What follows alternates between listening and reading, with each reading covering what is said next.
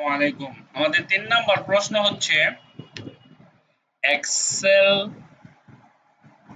Column এবং rho কিভাবে add করে আবার কিভাবে ডিলিট করে। তাহলে আমরা এক্সেল শীট ওপেন করি। ওকে, আমরা তো জানি এর নাম কলাম। আমরা যদি কালার করি এরকম কালার হয়, এটাকে যদি আরেকটা কালার দেই এরকম একটা কালার হয়, আবার যদি পার্পল কালার দিই পার্পল কালার হয়, আবার যদি এটাকে ধরেন এরকম একটা কালার দিতে পারি, আবার আমরা এরকম একটা কালার দিতে পারি, তাই না?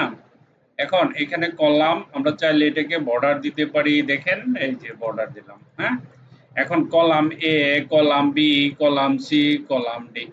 ওকে, এখন আমি এই ৪টা কলাম আছে না, এর মধ্যে একটা সিটাকে ডিলিট করে দিব। দেখেন ডিলিট করার পদ্ধতি হলো হেডিং এ গিয়ে এরো চিহ্ন আসলে রাইট ক্লিক করে জাস্ট ডিলিটে ক্লিক দিবেন। ডিলিটে ক্লিক করলে দেখেন ডিলিট হয়ে গেছে। ওকে, এখন আমি চাইতেছি আবার যে এখানে আরেকটা অ্যাড করতে। এখানে রাইট ক্লিক কইরা ইনসার্ট, ইনসার্টে ক্লিক করলে দেখেন আরেকটা অ্যাড হয়ে গেছে।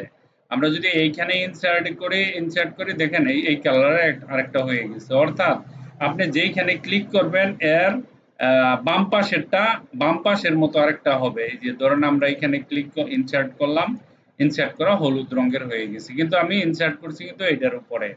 এই দেখেন, এখন যদি ইনসার্ট করি তাহলে এখন ঠিক আছে, এটা হবে। কিন্তু যখন আমি সিতে ইনসার্ট করব তখন কিন্তু ইয়েলো হয়ে যাবে ইনসার্ট, দেখেন ইয়েলো। ঠিক আছে? ওকে, এটা হলো এটা। এখন যদি আমরা চাই যে আমরা ডিলিট করে দিব, যে আমরা এখানে ২টা রাখবো না, এখানে একটা রাখবো, এখানে ক্লিক করে শিফটে ধইরা রাইট ক্লিক কইরা ডিলিট, এই যে ডিলিট বাটনে ক্লিক করলে ডিলিট হয়ে যায়, তাই না?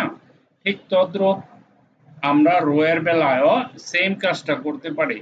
ধরেন এখানে ক্লিক করলাম, এখান থেকে এই পর্যন্ত আমরা একটা কালার দিলাম ব্ল্যাক। ওকে, এইখান থেকে এই পর্যন্ত একটা কালার দিলাম, তার নাম কালার দিলাম, ধরুন পার্পল। এরকম আমরা ব্রেকেট দিয়া বর্ডার দিয়ে নেই, ধরেন এরকম নিলাম।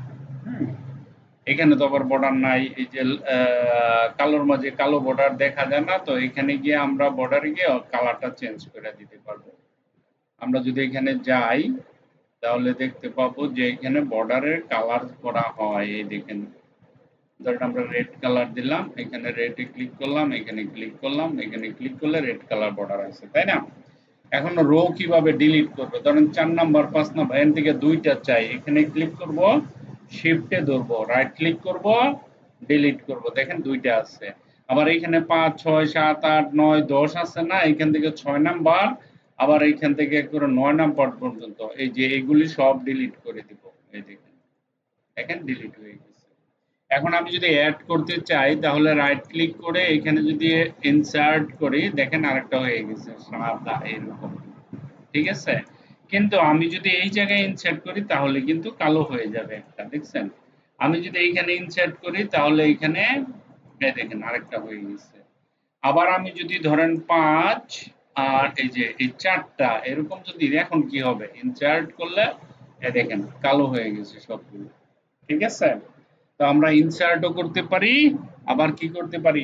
ডিলিটও করতে পারি। এই তো ছিল আমাদের প্রশ্ন, তাই না? ইনসার্ট আবার কিভাবে ডিলিট করা হয়।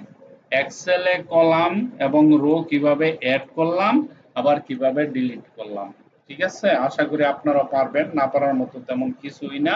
এটা এখানে একেবারে সহজ জিনিস, তাই না? Thank you very much for watching this video. Bye by.